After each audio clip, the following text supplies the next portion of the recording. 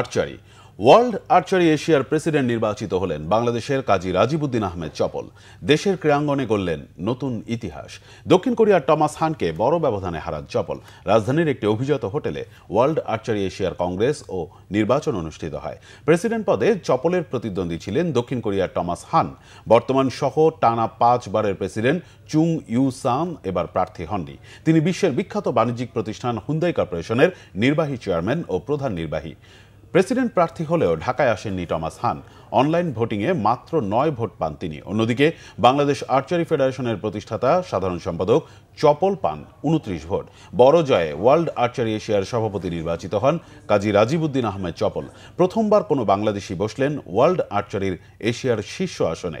এর আগে কোনো অলিম্পিক ইভেন্ট এশিয়া পর্যায়ের নেতৃত্বে বাংলাদেশের কেউ নির্বাচিত হননি। 2 মেয়াদে ওয়ার্ল্ড আর্চারি এশিয়ার প্রথম সহসভাপতি ছিলেন চপল। তার উদ্যোগেই এবার তৃতীয়বারের মতো ঢাকায় বসেছে এশিয়ান আর্চারি চ্যাম্পিয়নশিপের 24তম আসর।